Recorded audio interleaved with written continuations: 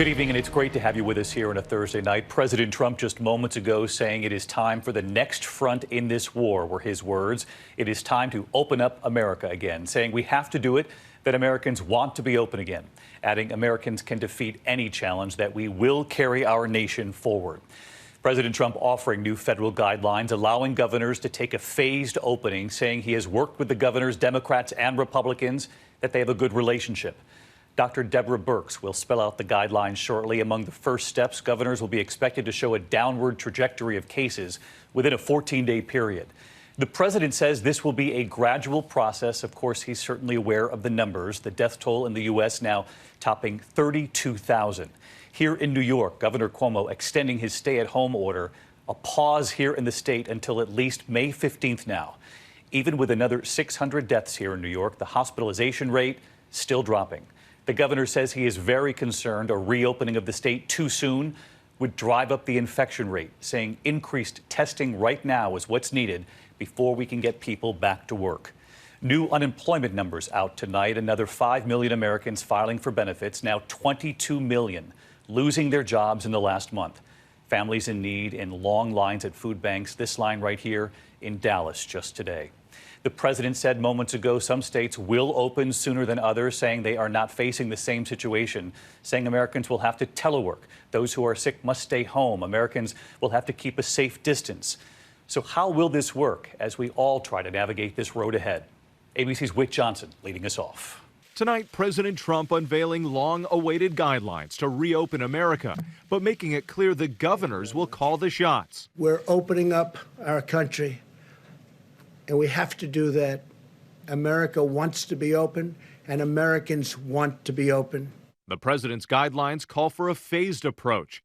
States would be able to move to phase 1 after they see a 2-week decline in the number of people with COVID symptoms and in the percentage of people testing positive for the virus. They would also need to implement a robust testing program for healthcare workers, including emergency antibody testing. Once a state can check those boxes, people would still be advised to maintain social distancing and avoid socializing in groups of more than 10. But businesses could look at ways to slowly return to work. If states are able to go 2 weeks without a rebound of COVID cases, they can move to phase 2, where you could see places like restaurants, movie theaters, and bars reopening with social distancing protocols. One careful step at a time. And some states will be able to open up sooner than others. Some states are not in the kind of trouble that others are in. The guidelines come as New York, Los Angeles, and Washington, D.C. extend their shutdowns until at least May 15th. What happens after then, I don't know. No political decisions, no emotional decisions, data and science. We're talking about human lives here. Here, the numbers are heading in the right direction, but slowly. The bad news is 2,000 people walked into a hospital yesterday for the first time with the disease. And the worst news is 600 people died yesterday from the disease. Doctors like Melanie Malloy in a relentless battle for weeks. I have a great babysitter who helps me a lot, but sometimes it's a little bit hard. She takes us inside the emergency department at Mount Sinai, Brooklyn. Most of our beds are taken up by intubated patients, meaning patients who can't breathe on their own and who are on the ventilator. Dr. Malloy telling me today she's encouraged that fewer patients are coming in, but says one of the most difficult parts of the job, treating her own colleagues who've fallen ill. So I just needed to get out of the ED for a little bit. Sometimes you just got to step out for a second. New York banding together with 6 other states to plan for reopening. Out west, California, Oregon, and Washington forging a similar alliance. And now a new coalition of 7 Midwestern states, including Ohio, where Governor Mike DeWine today announced a plan for some businesses to reopen on May 1st. We must get people back to work. Governor DeWine brandishing a mask his wife Fran made for him. He was one of the first governors to act on the COVID threat. Tonight, governors and health officials alike agree the key to the future is testing and tracking the contacts of people who are infected to prevent further spread.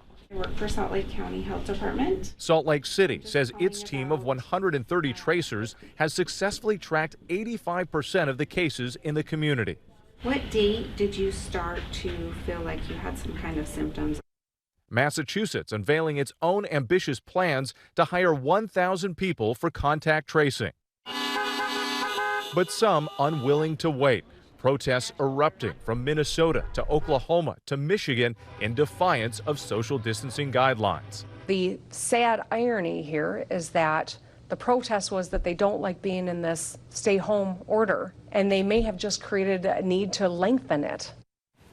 There's going to be so many different calls across this country as governors have to look at their own conditions in their own states. With Johnson back with us tonight, and Whit, I wanted to get back to what the president said just as we came on the air tonight. He called it the next front in this war, opening up America again, and he called it a science-based reopening, and made a point of saying some states will open sooner than ever. And David, once again, President Trump is focused on our borders, saying, quote, we must be extra vigilant in blocking the foreign entry of the virus, adding that border control, travel restrictions, and other limitations are more important than ever. He also pointed to the data, saying that 30% of the counties in this country have reported no new cases of coronavirus in the last 7 days. David? All right, Whit Johnson leading us off on the news tonight from the president. Whit, thanks.